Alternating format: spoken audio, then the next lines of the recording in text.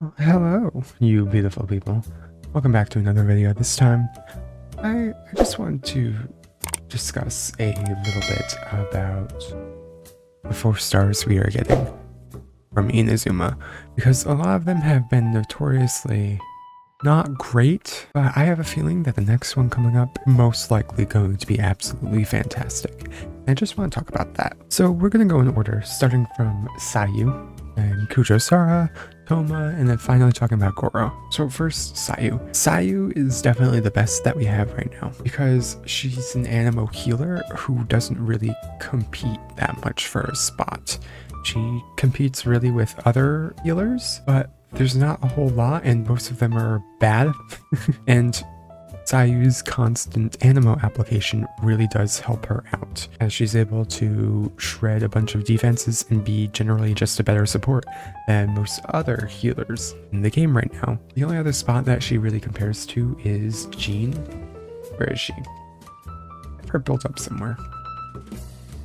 Here she is. So she really only compares to Jean, but they do their jobs in different ways, whereas Jean is 100% just about burst, like with her burst being a giant burst heal to everyone on your team, and for her elemental skill to deal a massive amount of damage, but only once. Like, that's what Jean's supposed to do. That's her role. She is just a type of burst character in that way, whereas Sayu does all of what Jean does, but over time, which gives her a little niche. But with the amount of times that Jean is used in general over like a Bennett or Diona, thinking about swapping off that Jean for a Sayu is not great. Like, there's really no reason to. There's some instances where I would say Sayu can be better, like for Zhao, because Sayu's just gonna heal him through his own elemental burst. Like, that's just great. That's really it. But once you have Jean's C4, I believe it is. Where are they? Am I able to? No, okay. No. Yes. Once you have Jean's C4, Jean just becomes better because not only does she heal him, but also allows him to deal more damage. It's crazy, whereas Sayu can't do that. All she does is heal and swirl constantly. That's all she's good for. She's definitely the best. She, like, of the 4 stars that we have now, she is a lot more fun than a lot of other characters in the games, if I'm being honest. I don't play her much, but like in co-op, I like to just roll around with her. She's just a fun character. She also has insane world exploration. She's great. And now Kujou Sara, who is one of the worst characters in the game. Specifically because she's competing with one of the best characters in the game, Bennett, as everyone knows. Here, I'm gonna show off Kujou Sara a little bit. Hello, Miss Jean. Beautiful queen. So, Kujou Sara competes with Bennett. However, her scaling for her attack boost is all around just worse. So how does she make up for that? Well, the fact that she has constant uptime of it. For instance, with the C2 Sara, you're able to place that, which buffs, and shoot this, which buffs, and then cast her burst, which also buffs. You can buff your entire team. However, why would you want to? A lot of the characters in the game, their stuff, snapshots. So if you just go to Bennett and use his burst, you're going to be able to buff your entire team still, but like for a higher amount. So they're just going to be getting more damage from Bennett. On top of that, he is healing too, whereas Kujou Sara only has constant uptime of her attack boost. She struggles a lot with just like everything, if I'm being honest. Like, Bennett just like annihilates her in everything that she wants to do. She's not a good character. I would never recommend building her. Like, unless you don't have a Bennett, there are only like a few characters that actually work with Sayu. That being main DPS Ball, Electro main DPS Kaching, and main DPS Lisa. Those are the only characters in the game, as of right now, who can benefit from what Kujou Sara gives, especially that C6, because her C6, if you don't know, Her C6 is a crit damage boost, only to electro damage, which is why those characters are good. The crit damage boost doesn't snapshot, so if you put Oz out on the field, Oz is going to get the crit damage for only like 6 seconds instead of the entire duration. Like, sure, it's better for like more burst on an Oz, but why would you do that when you could just go Bennett, deal a bit less damage in those first 6 seconds, but then deal more damage after that? There's really no point in what Kujou Sara does, because she's rivaled by basically a 6-star character. She's practically a useless character. Not to mention that her skill doesn't like work half the time. Like, it teleports you in place for some reason. And is it still bugged? Yeah, I think it's still bugged. I'm pretty sure I was supposed to go like this far back. She's not a good character. She still has bugs. Just don't pick up this character. She's not good. Especially if you have Bennett. If you don't have Bennett, this character is good. Oh, there's also the fact that you have to keep swapping her in to get other people back buffs. Whereas like Bennett, he just needs to cast his burst and then you go through your entire team. Kujou Sara, you need to skill, swap in the character, go back to Kujou Sara. Oops. The shot. Swap in your next character. Up to Kujou Sara. First. Up to your next character. In order for them to get the buffs. Whereas Bennett, it's just skill, first. That's it. Whoa. I'm a nuke. And now, finally, we have Thoma. Thoma is also in a bad spot, where he's competing with so many good characters. Those characters, like, for instance, Diona. At the end of the day, Diona has a weaker shield than Thoma can have. However, Diona offers so much more.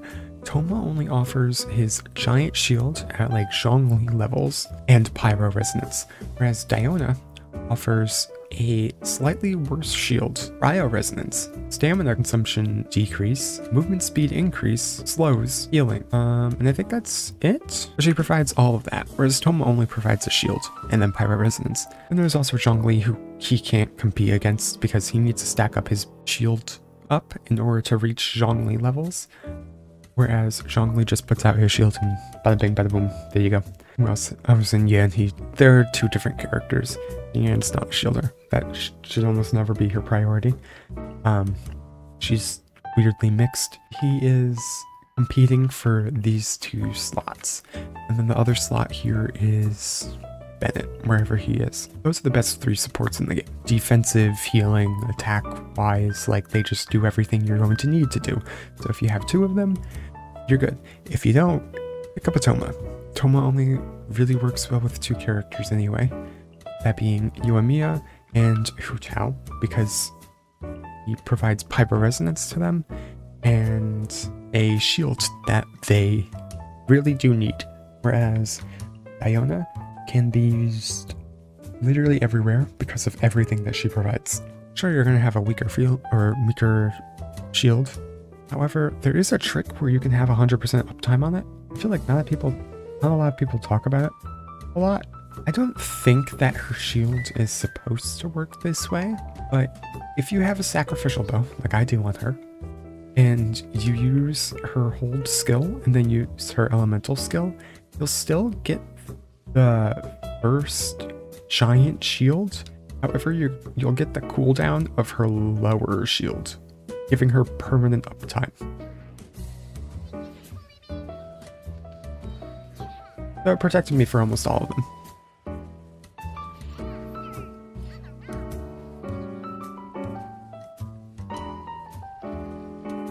Now,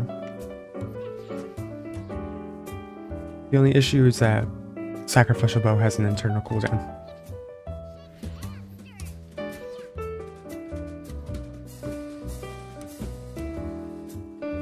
Maybe it doesn't.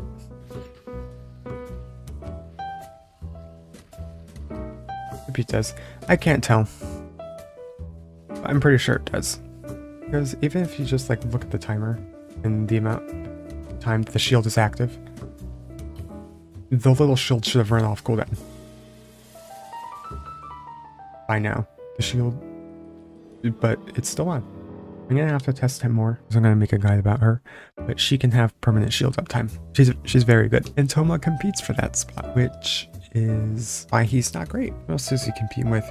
You get free Noelle.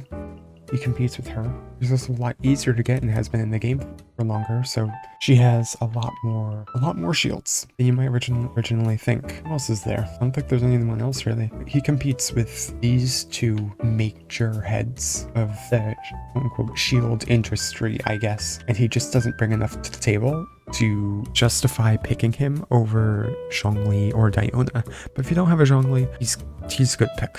But if you have like a Noelle who's like C9, like I do, I'm just using Noelle over him. Like he just gets outclassed in what he's supposed to specialize in. And I feel like that's what a lot of them do. Sayu has a lot of things that you could do. And I think that's why she's the best. Because she is a swirler and a healer and has high mobility. She has multiple things that she's good at. Whereas all this Kujou Sara is good at is, where is she? I struggle with this so much and I don't know why. She grants attack boosts all the time. That's all she does. So then of course she's just gonna get outclassed by a character who can do that, but better and do other things. Even if his attack boost was less than hers, he would still be better because he is applying an attack boost to everyone as soon as they swap in, which she is not. She takes up more field time than he does, which makes him just a better support. But he also provides healing too, which helps a lot. Like, she's supposed to specialize in attack buffing, but like she doesn't do it better than Bennett. Bennett does it so much better. And there's Thoma, who competes with Zhongli and Diona.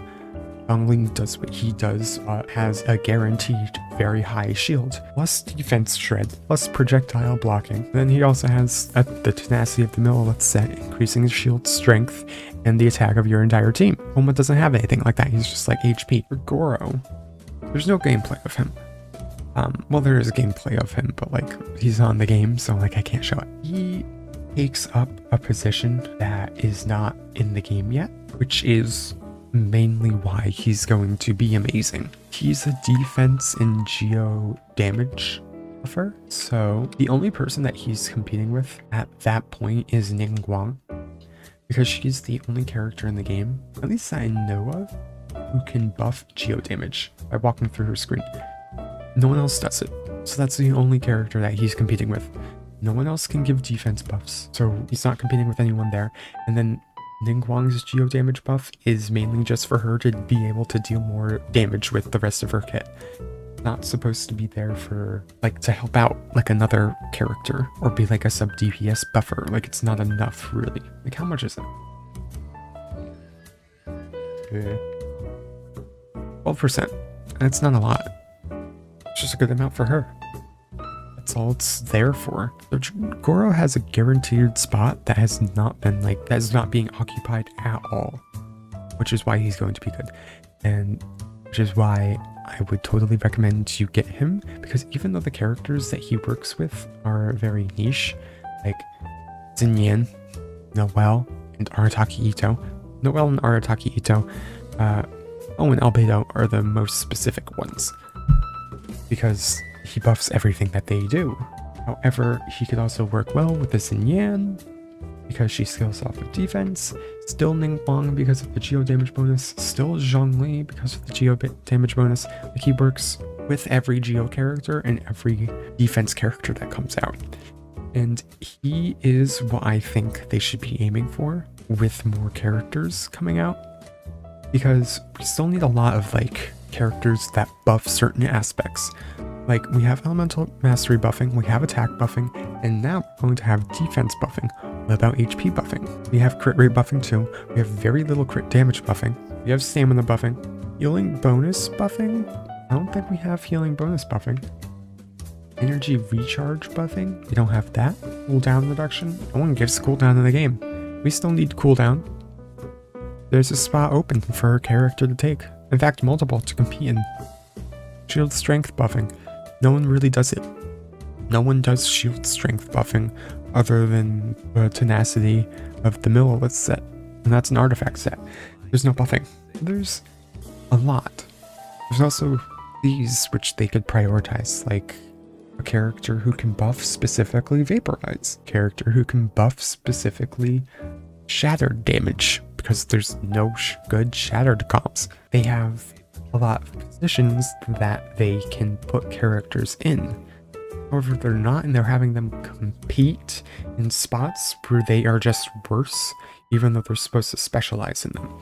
Like if Thoma had like a massive shield, I mean massive, like past Zhongli levels, he would be the best shielder in the game, but Zhongli will probably just be better.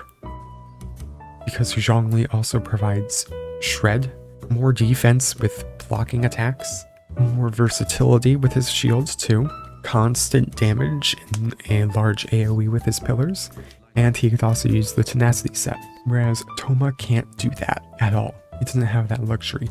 He just has to... He can only be a shielder. Kujou Sara can only be an attack buffer. And once she gets her C6, she can only be an electro attack damage buffer. She only does better there. And then there's Sayu, who competes in the spot only with Jean, but there are certain benefits to both of them. Jean is better to just like pop in and then burst. Sayu is better to take up more field time, which it kind of stinks. Not gonna lie. But she's awesome. No other character in the game has this type of mobility. Once mobility content comes into the game, the characters like Mona, Ayaka, and Sayu are going to be the best characters in the game. Or for that specific content. Especially Sayu. Oh wow, she makes farming go so easy. Whoa. Okay. But anyway, that's gonna be it for today. That was my little ramble. If you do like my content, I hope you like, comment, and subscribe, as it really helps me out a whole lot. But with that, I think that's gonna be it for today. I hope to see you all next time. Bye bye.